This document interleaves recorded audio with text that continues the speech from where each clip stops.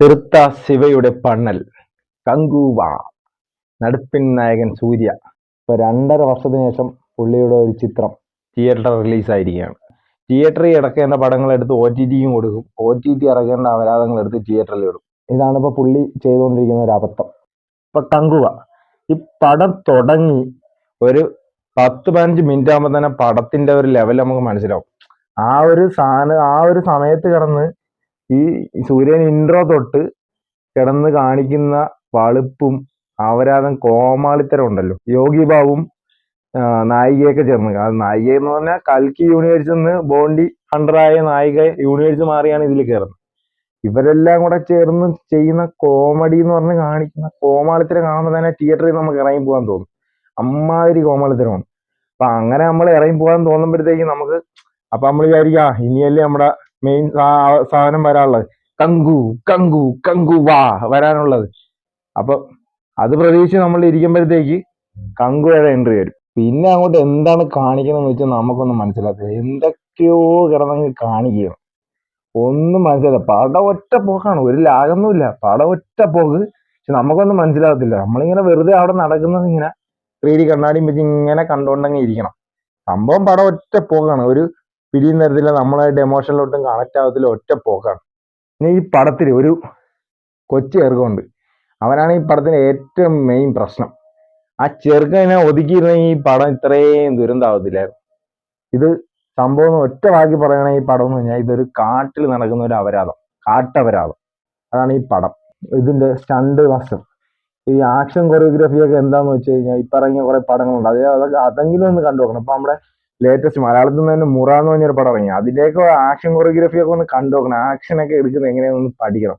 അല്ലെങ്കിൽ എന്തെല്ലാം എത്രയോ പീരിയോഡിക് പടങ്ങൾ ഇറങ്ങിയിട്ടുണ്ട്, അതിന്റെയൊക്കെ ആക്ഷൻ ഒക്കെ എടുത്ത് ജസ്റ്റ് ഒന്ന് കണ്ടു നോക്കണം. ആക്ഷൻ കൊറിയോഗ്രാഫി എങ്ങനെയാണ്, എന്താണെന്നുള്ളത്, അതിൻ്റെ അകത്തൊക്കെ ചെയ്തേക്കുന്ന ഫൈറ്റ് എന്താണെന്ന് കണ്ട് പഠിച്ചിട്ട് വേണമായിരുന്നു ഇത്രയും ബഡ്ജറ്റ് ചെയ്ത ഒരു പടത്തിൽ ഫൈറ്റ് ചെയ്യാനായിട്ട്.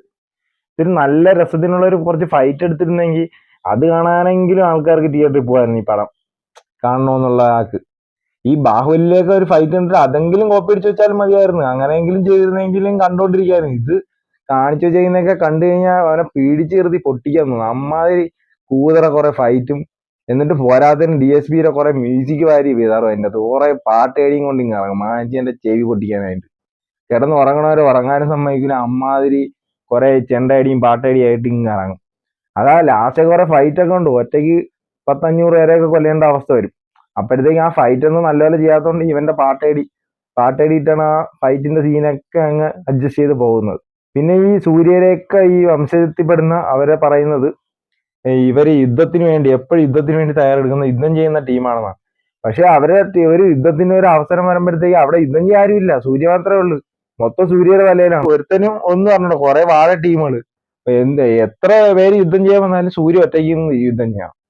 യുദ്ധത്തിന് പോകുന്ന ടീമെന്ന് പേര്. പിന്നെ എല്ലാ പടത്തിലും ഇപ്പൊ വരുന്ന കുറെ പടത്തിൽ നമ്മൾ കാണുന്നുണ്ട്, ഒരു തള്ളാനായിട്ട് ഒരു തള്ളു മൂപ്പ അല്ലെങ്കിൽ ഒരു തള്ളു മൂപ്പത്തി. ഇതിലൊരു തള്ളു മൂപ്പത്തിയാണ്. അവരെ കുറെ തള്ളുണ്ട് ഈ പടത്തിൽ. പിന്നെ കുറെ അലറല്, നടന്റെ കുറെ അലറൽ ഒരു സൈഡില്, വില്ലന്റെ അലർച്ച കുറെ ഒരു സൈഡില്, അലർച്ച മാത്രമുണ്ട് പടം മൊത്തം. ബേബി ഡ്യൂളിനെയൊക്കെ കൊണ്ടുവന്ന് എന്തിനാന്ന് വെച്ചാൽ എനിക്കറിഞ്ഞൂടാ, ചുമ്മാ അലറി വിളിക്കാൻ വേണ്ടി മാത്രം വേണ്ടേ കൊണ്ടുവന്ന്, ചുമ്മാ ഒരു വില്ലൻ എന്ന് പേര് മാത്രം. പിന്നെ ഇതിൽ ആകെ കൊള്ളാവുന്ന ഒരു സാധനം എന്ന് പറഞ്ഞാൽ സൂര്യയുടെ ക്ലൈമാക്സ് കൂടെ അടുക്കുമ്പോഴത്തേക്ക് ബോഡി പുള്ളിയുടെ ഫിസി കാണിക്കുന്ന ഒരു സീനുണ്ട്, അത് നല്ല രസമുണ്ടായിരുന്നു. പിന്നെ പാർട്ട് 2ന്റെ ലീഡിന് വേണ്ടിയിട്ട് ഒരു ക്യാരക്ടറിനെ കൊണ്ടുവരുന്നുണ്ട്, നിങ്ങൾ തിയേറ്റർ കണ്ടു നോക്കണം. ആ ഒരു സംഭവം കൊള്ളായിരുന്നു. പാർട്ട് 2ന് വേണ്ടിയിട്ട് കൊണ്ടു നിർത്തിയേക്കുന്ന ആ ഒരു ക്യാരക്ടറിന്റെ ഇൻട്രോ സാധനം ഉള്ളായിരുന്നു, അതും എനിക്ക് പേഴ്സണലായിട്ട് എനിക്ക് ഇഷ്ടപ്പെട്ടു. പിന്നെ ക്ലൈമാക്സ് കൂടെ അടുക്കുമ്പം പഴയതും പുതിയതും മാറ്റിയും തിരിഞ്ഞും കാണിക്കും. എന്റെ പൊന്നോ, ഇമാതിരി മലങ്കട്ട് സാധനമൊക്കെ ഇപ്പോഴും പിടിച്ചു വെച്ച് ചെയ്യുന്നുണ്ടെന്നാണ്. ശിവയൊക്കെ ഉണ്ടല്ലോ, ഫീൽഡ് ഔട്ടായി പോയ ശിവയൊക്കെ വീണ്ടും വന്ന് ഫീൽഡ് ഔട്ട് ആവാൻ വേണ്ടിയിട്ട് ചെയ്ത ഒരു പടമാണ്. 2.5 വർഷത്തെ ഒരു പടമാണ് ഒരു സൂര്യക്ക് കൊടുത്ത. ഈ സൂര്യ എന്നൊക്കെ പറഞ്ഞാൽ ഈ ഇത്രയും ഡെഡിക്കേഷനും പെർഫോമൻസും ഉള്ള ഒരു നടനെ കൈ കിട്ടിയിട്ട് ശിവയൊക്കെ പണി വെച്ചേക്കുന്നു പറഞ്ഞുണ്ടല്ലോ. ഈ ഒരു മലങ്കൾട്ട് കൂതറ അവരാതെ പടത്തിൽ ഈ ഒരു കോമാളിയാക്കി കളഞ്ഞു. ഇത്രയും നല്ലൊരു നടനെ കൈ കിട്ടിയിട്ട് കോമാളി പടത്തിലെ കോമാളിത്തരം കാണിക്കുന്ന ഒരു കോമാളിയാക്കി കളഞ്ഞു. അത് ഓർക്കുമ്പോഴാണ് വിഷമം തോന്നുന്നത് സൂര്യയുടെ കാര്യം ഓർക്കുമ്പോൾ. നിങ്ങൾ ഈ പടം കണ്ടു നോക്കണം, ആരും കാണാതിരിക്കുക. നിങ്ങളും അനുഭവിച്ചറിയണം, നിങ്ങൾ അനുഭവിച്ചറിയണം ഈ പടത്തിന്റെ അവസ്ഥ എന്താണ്. തിയേറ്ററിൽ തന്നെ കണ്ട് മനസ്സിലാകും. ഇത് OTT നിന്ന് കാണാതിരിക്കരുത്, ഇതൊക്കെ OTT കാണാനൊന്നും പറ്റത്തില്ല. ഇത് തിയേറ്ററിൽ കണ്ട് എക്സ്പീരിയൻസ് ചെയ്യേണ്ട. പിന്നെ കുറച്ച് വിഷ്വൽസും കാര്യങ്ങളൊക്കെ ഉണ്ട് ഈ പീരിയോഡിക് ടൈമിലൊക്കെ ഉള്ള. അതൊക്കെ കുറെ സാധനങ്ങളൊക്കെ കുറച്ച് ഷോർട്ടും കാര്യങ്ങളൊക്കെ ഉണ്ടെന്നല്ല, പക്ഷെ അതൊക്കെ ഈ അപരാധത്തിന്റെ അകത്ത് ഇനിയിപ്പോ ആരും ശ്രദ്ധിക്കാതെ പോയി. നിങ്ങൾ അനുഭവിച്ചറിയണം ഈ പടം എന്താണെന്ന്.